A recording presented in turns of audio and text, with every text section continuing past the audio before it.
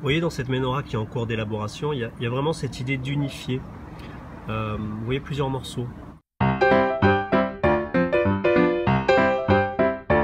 On a l'impression qu'il y a une seule pièce, mais si on regarde bien ici, cette partie-là a été fabriquée avec 2 planches qui ont été collées, et cette partie-là avec une seule planche elle était déjà de cette épaisseur. Et donc on se retrouve avec une unification. Et c'est ça l'idée de la menorah aussi, c'est de transformer les forces vers une unité. De partir d'une unité, de comprendre la diversité et de repartir vers l'unité. Donc c'est cette idée de transformation, de transformation, de tri et d'unité, d'unification. Donc on va aller voir la pièce d'origine. Alors voilà, la pièce d'origine, c'était un meuble comme ça avec un plateau ici, très fin, et un plateau plus petit et plus large, plus épais. Ça a fait le bas, le tronc de la menorah. Et ce socle-là, c'était pour réaliser en 2 parties, coller les branches de la menorah. Donc c'est un vieux meuble que j'ai trouvé sur le bon coin, que j'ai acheté à une dame c'était le meuble de sa grand-mère. Et pourquoi j'ai pris ce meuble? Parce que c'est du châtaignier. Trouver du châtaignier, c'est assez compliqué. Et donc cette menorah est en châtaignier parce que une sœur m'a demandé de la réaliser en châtaignier car ce bois, cet arbre lui avait parlé. Et donc voilà. Donc c'est un vieil objet, et ce vieil objet donc est empli d'histoire du coup. C'est ça qui est intéressant aussi. Donc là on a la menorah presque terminée, il manque les bougeoirs, vous voyez là les 2 planches qui ont été collées. Ici pour ces parties-là j'utilise une lime à bois pour apporter un côté très arrondi. Et ensuite on va venir travailler avec le papier de verre pour vraiment arrondir, pour donner un côté branche. Donc ça garde un côté carré, droit, avec un arrondi et un petit peu ce côté-là, comment dire, naturel. Voilà les outils que j'utilise pour le collage, avec de la colle à bois. Vous voyez par exemple comment j'utilise ces pinces et ces outils pour coller. Là, on s'était amusé avec les enfants à recoller une vieille chaise que normalement on jetterait. Mais moi j'aime bien recoller le bois, j'adore le bois, donc je recolle, je teste, je regarde ce qui tient. Je récupère souvent tout un tas de planches. Voilà, ici on a les chats du temple. Voilà, une cabane de briques et de broc. Alors ici on a une série de menorahs en hêtre, ici une menorah en hêtre, des menorahs en bois de chêne. Vous voyez, encore à travailler, vous voyez, il y a encore pas mal de travail dessus. Et ça, c'est la fameuse machine à découper, la scie à chantourner. Alors on arrive ici dans mon temple, où j'ai réalisé l'écriture du culte de la lumière. Ici, on déroule, et on a mon tapis de prière, le triangle, les gardiens, et la statue du recyclage qui est dans cette boîte, que je viens poser ici. Donc on a le pupitre, qui était un ancien porte-manteau. J'ai fabriqué ce pupitre en bois, pareil, j'adore travailler le bois de façon très, comment dire, amateur. Mais bon, ça me permet moi de pratiquer. Et voilà une menorah en pin, en bois de pin, avec les 7 bougies. Vous voyez, donc les bougeoirs sont comme ça. Les bougeoirs on place la bougie dedans et quand c'est terminé, on coupe ou on creuse. Et voilà, j'en ai fabriqué une aussi avec des bordures pour mettre des bougeoirs, mais ça c'est pas pour toutes les menorahs, hein, pour mettre des chauffe-plats dedans. Je vous montrerai après. Donc voilà le temple. Ça c'est ce cœur, c'était un trèfle à 4 feuilles que j'ai replié en 4 et qui sert ici pour la partie statue de la lumière. Vous voyez, dans le culte on a le triangle, on a la statue du recyclage, le triangle, le tapis, le pupitre avec l'écriture. Là j'ai une bougie pour la flamme de l'étude. Ici j'ai la flamme de Michael. En dessous j'ai le monde de la mer. Normalement là c'est pas encore très bien organisé. Ici j'ai les 8 règles d'Uriel parce qu'on s'approche d'Uriel.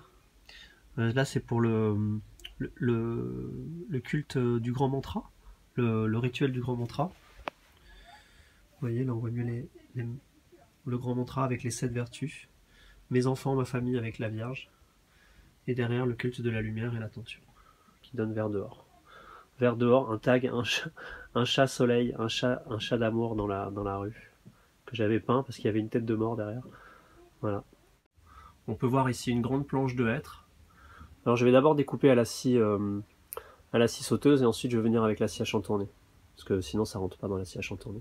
Il y en a, vous voyez, avec des feuilles, il y en a sans feuilles. Vous voyez, l'espace qu'on a ici est très limité, hein. C'est l'atelier, c'est le garage, donc c'est un peu, on travaille un peu au milieu de tout.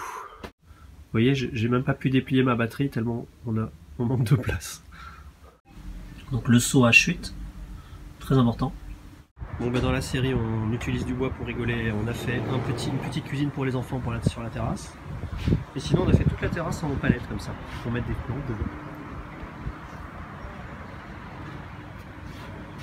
Voilà. On a un sapin que nous essayons de récupérer, mais je pense que c'est fini pour lui. Sinon, il y a le pommier qui se porte très bien. Alors, la petite boîte mystère. Qu'est-ce qu'on a là-dedans? Donc, on a des bougeoirs.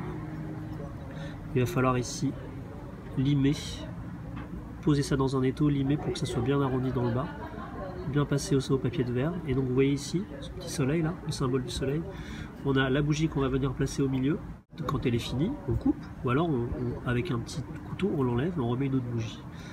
Voilà, on a ce petit socle qui est en sapin, petit socle à bougie, qui va venir être collé ici, une fois qu'il sera terminé. Et on a aussi ces petites choses là, pour rajouter là. Ça c'est vraiment pour un frère, c'est exceptionnel. Il voulait une menorah pour mettre des chauffe-plats. Donc je vais venir rajouter ça sur les côtés, pour que ces petits chauffe-plats puissent tenir. Voilà. Tout ça coupé à la scie à chantourner. Voilà. Donc voilà, ici le voisin me prête son étau. Je vais venir limer ici. On va voir le résultat dans une seconde. Voilà, pour ceux que ça intéresse de voir le mouvement que j'effectue, je vous le montre. Tout en tenant la caméra. C'est pas facile. Voilà. Je regarde la caméra en même temps que je lime.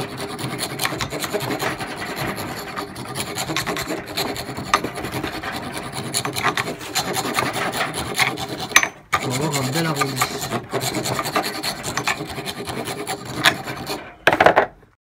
Donc au final on a ça qu'on va venir après travailler au papier de verre.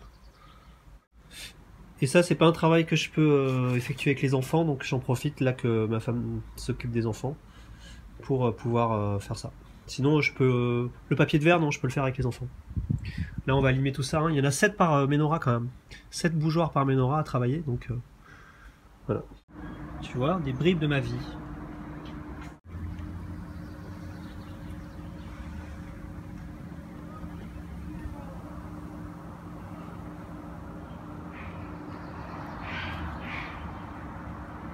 La colle pour les bougeoirs.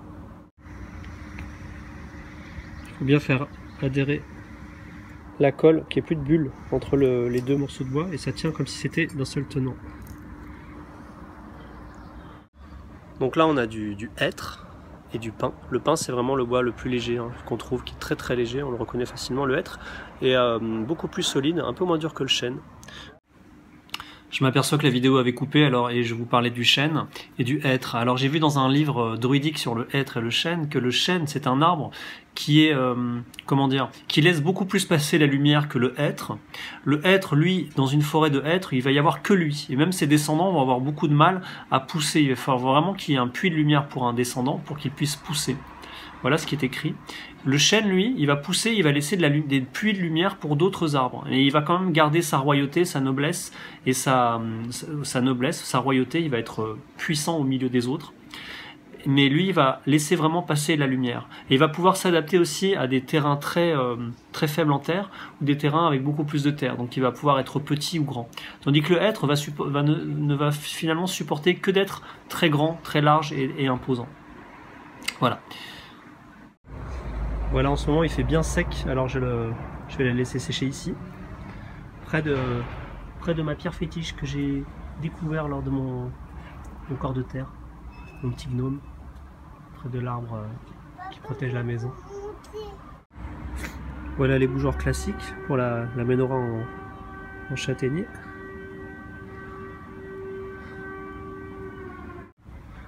Qu'est-ce qu'elle est mignonne. Alors voilà, les seaux sont imprimés au laser sur du papier, donc je vais aller les chercher, je les ai cherchés au magasin tout à l'heure. Et ensuite ils sont collés au vernicole sur le bois directement. C'est-à-dire on met d'abord une couche de vernicole et ensuite une couche de vernicole sur le papier et une couche de vernicole sur le bois. Et ensuite avec de l'eau, on va venir enlever le papier. Quand tout est collé, on laisse une nuit. Quand tout est collé avec de l'eau, on vient enlever le papier et on a une impression sur le bois qui est parfaite.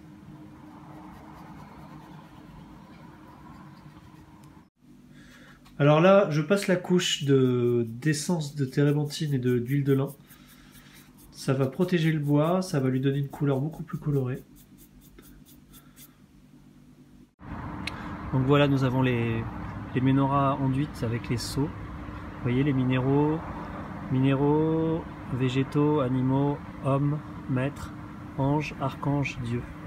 Ici nous avons la menorah, la grande menorah, elle fait 54 cm de haut avec 41 de large. Voilà, et vous avez vu, j'ai rajouté les petits zigouigouis qui permettent de mettre des chauffe-plats, mais ce n'est pas sur la menorah d'origine, là c'était vraiment pour un frère. Si jamais vous en avez envie, vous pourrez toujours me le demander. Celle-là, c'est la menorah en châtaignier qui fait donc 40 cm de haut. Elle est plus petite que celle en chêne qui fait 41,5 de haut, 42 cm de haut, et elles font toutes les deux 35 de large. Voilà, elles sont enduites. Ces deux-là sont enduites, celle-là, elle n'est pas encore enduite, c'est celle qui est en chêne. Vous voyez, vous avez les seaux aussi là, c'est plus sombre, mais les seaux sont bien présents.